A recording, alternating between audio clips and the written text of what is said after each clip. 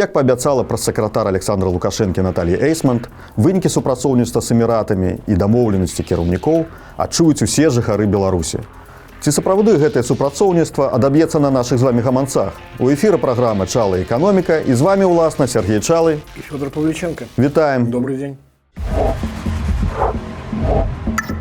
Идея такая: давайте нам сначала мы и денег найдем еще и денег тем, кто будет это у нас покупать. Давайте вы нам скажете, что нам производить. Давайте вы нам еще и построите там за свои же деньги, и вы же будете это все покупать. Как вот в том самом фильме на его месте должен был быть я. Куда мы денемся с этой подводной лодки? Потому что сами-то мы ничего не умеем. Если есть какая-то грязь репутационная, мы можем предложить свои услуги, взять эту грязь на себя. Во всем мире это называется захват государства.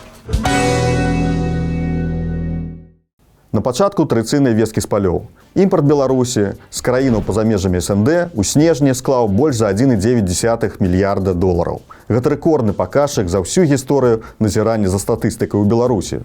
Пры гэтым занятасць у эканоміцы скарацілася на 1,7%. Гэта больш за 73 тысячы працаўнікоў. Что это означает и какие тенденции мы бачим в экономике? Значит, у нас, на самом деле, давно происходит довольно парадоксальная ситуация. Сокращение числа занятых. И плюс сюда же еще есть же, значит, раз в квартал проводится по вопросам домохозяйств оценка безработицы по международной методологии. И она сейчас тоже рекордная, но рекордно низкая. 3,6%. Беспрацоўе скорочается. Да, в том-то и дело. Без объяснения того, что речь идет о миграции трудовой, этот феномен не объясним. Как несложно догадаться, лидером по потерь является IT. Минус порядка 15 тысяч. Это более чем четверть за один только год прошлый числа занятых там. Почему это на самом деле важно? Речь идет о чем? Что примерно сокращение занятости на 1% пункт означает сокращение долгосрочного потенциала экономического роста примерно на этот же 1% пункт. То есть это не какие-то вещи, которые будут сказываться прямо сейчас. Это проблема, которая будет работать в долгую, потому что наибольшие сложности создают, конечно же, проблемы валообразующих, как у нас принято говорить, предприятий. Да, вот есть оценки по калийным удобрениям. Речь идет о, как посчитали американцы, примерно о 60% сокращении выпуска. Сокращение импорта из Беларуси в Индию порядка близко 55%. Причем, ты помнишь, Индия это же была страна, которая готова была больше всего, невзирая на санкционный режим, да, говорить о том, что мы готовы даже... Да, мы готовы даже в группе открыть счет, значит, каким-то образом придумать, как избежать валютных платежей с тем, чтобы не подпасть под банковские санкции. Оказалось, что все равно это не работает, что все равно банки отказываются проводить платежи. И, конечно же, для бюджета это в первую очередь сказывается, а то, что там люди уезжают, это второй вопрос. Тут есть интересный нюанс. Я очень внимательно слежу за тем, как же все эти интеграционные вещи в рамках... Там же сейчас есть два трека. Есть союзное государство и есть ЕАЭС. Там постоянно проходит было недавно заседание, значит, межправительственного совета в рамках Евразийского этого союза, где они отчитывались по итогам года. Ну и дальше вся эта история. Там сразу две у них такие плодотворные дебютные идеи. Одна связана с транспортными коридорами с севера на юг. Дивная назва «Евразийский агрошлях». Да. Вот. Агроэкспресс, да. Значит, там понятно, о чем идет речь. Речь идет о попытке все-таки найти способ добраться до таких стран, как Индия, которые готовы закрывать глаза на какие-то политические вещи. Через какие страны это все должно происходить? Либо география не очень хорошая, либо режимы политические не очень стабильные. Вот, кстати, анонсирован же в планах, по-моему, визит Лукашенко в Пакистан. Указали про это, так? Да. И я думаю, что это же в первую очередь как раз связано с транспортным коридором. Да. В свое время Пакистан использовал Китай, этот знаменитый индо-пакистанский коридор в рамках «Один пояс, один путь». Вот тут как раз то самое время этих стран юга Евразийского союза, да, вот тут-то как, значит, мы-то и будем работать на вот этом самом транзите. Это с одной стороны. А с другой стороны, они рассуждают, что ну да, вот эта вот идея импортозамещения и технологического суверенитета, ну почему бы тоже в этом не поучаствовать каким-то образом, особенно с учетом того, что Россия на самом деле готова, судя по всему, за это платить. Идею осваивать деньги, ее можно понять, да, но из того, что может предложить Беларусь на полном серьезе, вот если брать Головченко, который как раз участвовал в этом, саммите глав правительств, там, по сути дела, один-единственный проект, который Беларусь предложила, это союзный электроавтобус, который, по сути дела, у нас уже готов. Просто давайте как-то, я так понимаю, но треба гроши снести. Да, скинуться всем и плюс рынок как бы открыть для них. Поэтому идея такая: давайте нам сначала мы и денег найдем, и найдем еще и денег тем, кто будет это у нас покупать. Ну, классная идея. И, пожалуй, все. Потому что ты же помнишь, сколько разговоров было про микроэлектронику, там, про еще что-то. Вот недавно была встреча Головченко с губернатором Ульяновской области.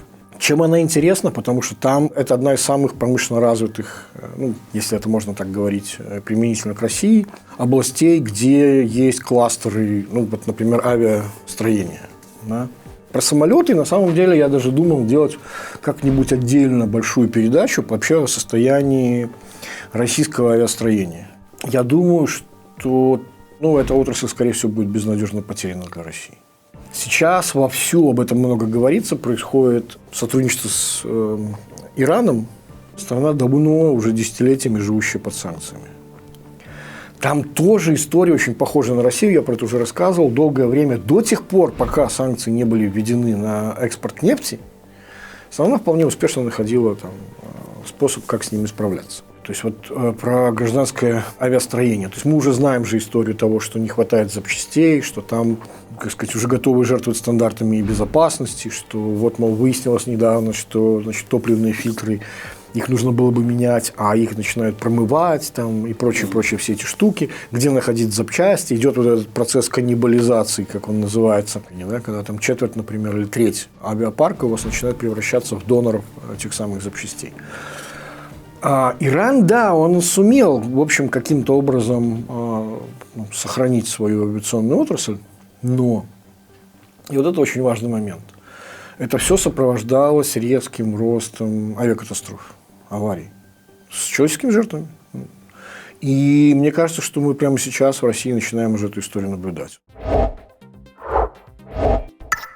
Уважаемые сетезрители и сетеслушатели, теперь появилась возможность поддержать программу подпиской на Патреоне либо разовыми донатами с помощью переводов карты на карту и криптовалютой. И помните, экономика – дело всенародное. По поводу авиа, на самом-то деле ведь это действительно в определенном смысле приговор Беларуси. Она же очень хотела быть вот этим машиностроительным хабом, да. Вот эта вот идея, Головченко же говорил, что вот у нас есть 12 проектов, у нас 4 еще проекта в пайплайне. Мы там еще хотим, чтобы вы нас финансировали. Там действительно, в общем, запросы белорусские, они в этом плане предельно простые. Давайте вы нам скажете, что нам производить, вы нам там вплоть до того, что там появляется формулировка, нужно вот эти мощности по производству, их создание нужно финансировать. То есть, давайте вы нам еще и построите за свои же деньги, и вы же будете это все покупать и так далее. Это, конечно, очень хорошие идеи, но пока, еще раз говорю, это все приговор системе. Лукашенко очень долго пытался рассказывать о том, что мы все умеем, а в действительности мы видим, что, например, если брать, военное сотрудничество с Ираном, да, ведь оно выглядит как?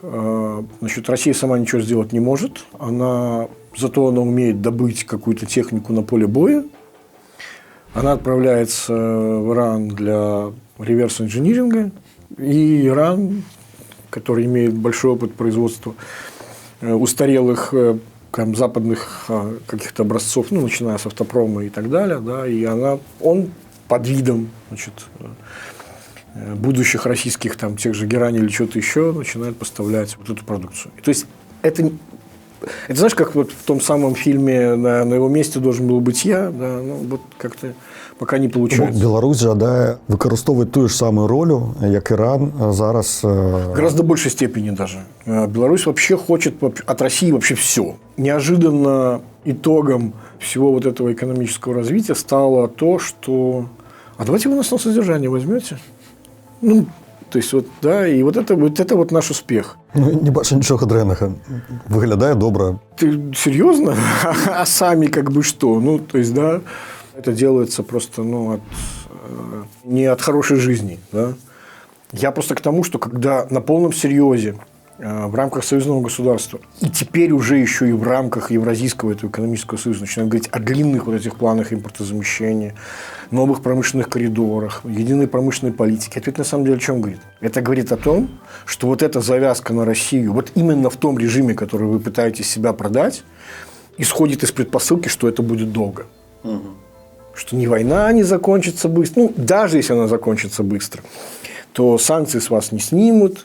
Готовьтесь жить, как в Иране, изучайте опыт там, Кубы и Ирана, да, и мы будем с вами, куда мы денемся с этой подводной лодки, потому что больше мы сами-то мы ничего не умеем, мало того, что мы сами ничего не можем, но мы готовы вот уйти вот в этот торговый блок, суть которого вот эта экономическая автаркия, технологические деградация и так далее, и так далее. То есть, вот все, это и есть теперь наше стратегическое экономическое поведение. Вось ты кажаш пра супрацоўніцтва Беларусі з краінамі былога Савецкага Саюза, з Расіі, але ёсць адносіны з так званай дальняй дугой, з краінамі дальняй дугі, гэта ў першую чаргу Зімбабве, Эміраты.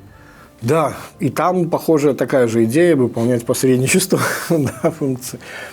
Вот. На самом деле, я думал, что уже не нужно будет возвращаться к этой теме, ну, потому что, в общем, как бы с самого начала было понятно, что неформальная и непубличная часть этих визитов, она гораздо более важная, нам про это, скорее всего, ничего не скажет. Но тут, конечно же, это настоящая информационная бомба, это публикация вот этого зимбабвийского издания Newshawks.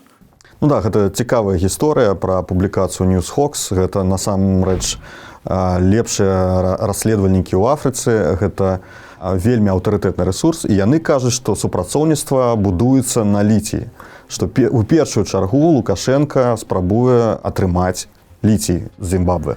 Да, они даже откровенно пишут, что мало того, что концессию на разработку, но еще и постройку Лукашенко пообещал постройку завода по переработке. Всех же удивляло, да, насколько был полноценно освещен и рассказано было про там, будущие тысячи тракторов, которые будут поставлены, там, 200 миллионов долларов совокупного успеха там, и так далее.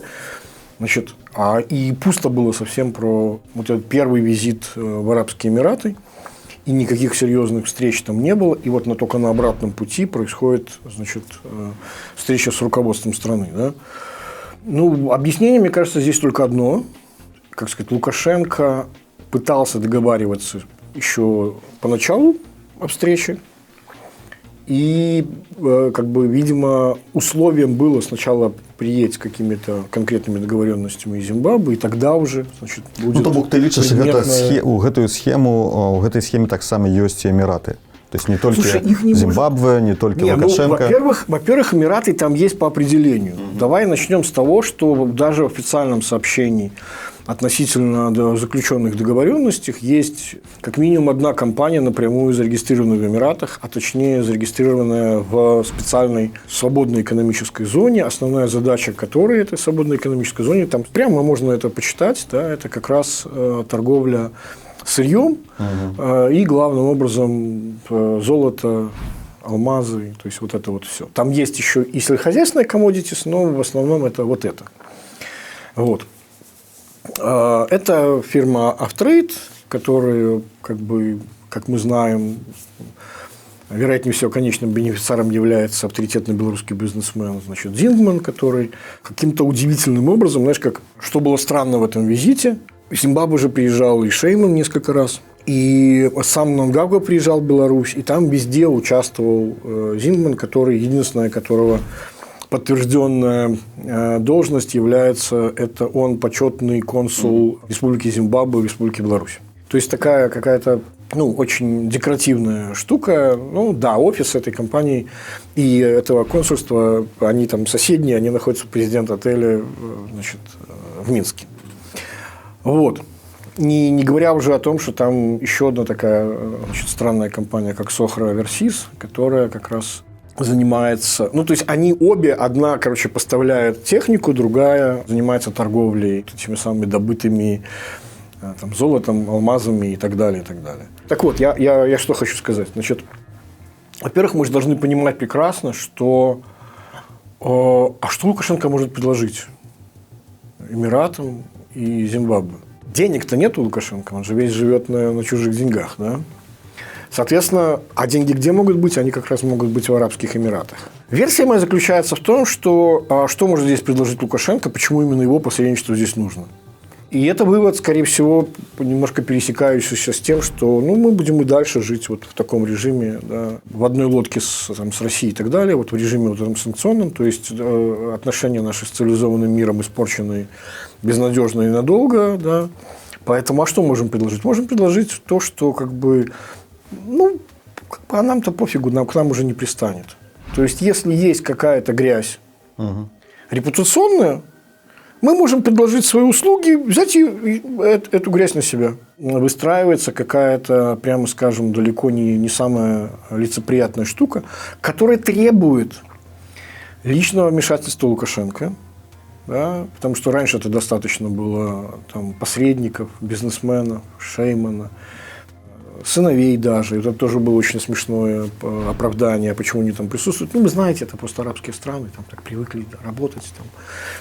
Это такое, но еще раз говорю, участие сыновей в каких-то договоренностях экономических, причем был задействован там в этих переговорах сын. Да, старший сын. Да, Эмерсон Джуниор, Эмерсон младший, да, сын Лукашенко, да. Ребята, это означает, что там есть такие вещи, которые нельзя поручить в рамках официальной политики. То есть, степень доверия тому, чем ты занимаешься, должна быть такая, чтобы не допустить, чтобы этим занимались публичные персоны. Чиновники, министерства, там, какие-то организации или что-то еще. И теперь к вопросу, с которого мы начинали программу, да, что же, как Эйсман сказала, что почувствуют результаты на себе. Несомненно, почувствуют результаты на себе. Еще раз повторю свою главную мысль. Здесь важно то, что это сознательное решение идти в грязь, причем двигаться туда надолго, безнадежно, да, и, сказать, очень глубоко, потому что даже на фоне Зимбабве мы будем выглядеть еще хуже. И в этом смысле мы можем хотя бы посмотреть на Зимбабве.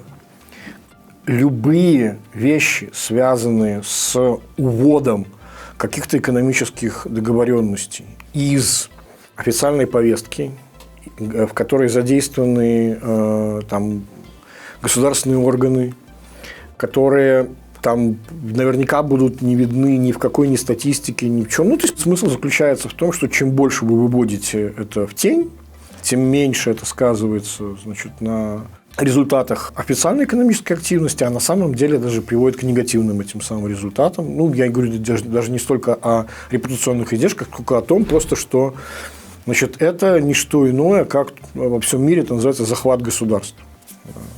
State capture. И в этом смысле, кстати, еще раз, по оценкам международных структур, которые этим занимаются, считается, что Зимбабве не в абсолютных величинах, потому что есть страны больше по размерам, и экономика больше, чем у нее, но по доле в экономике является самым модельным примером по захвату государства, когда частные лица, может быть, не совсем частные, но не выполняющие государственные функции, да, фактически благодаря дружбе с властью, а в нашем случае это еще более понятно, то есть тут не дружба, даже родственные связи, получают выгодные контракты и фактически занимаются экстракцией добавленной стоимости из публичной экономики в свой собственный карман. Конечно, мы это почувствуем, мы будем беднее. Такім чынам, супрацоўніцтва Зімбабве дасць нам толькі карупцыю і кантрабанду, а ніякіх грошай мы не пабачым. Гэта была программа «Чала экономика». А чтобы не пропустить ее новые выпуски, следите за YouTube и социальными сетями Белорусского расследовательского центра. А з вами были Уласна Сергей Чалы и Федор Павличенко. До побачення. Всего доброго.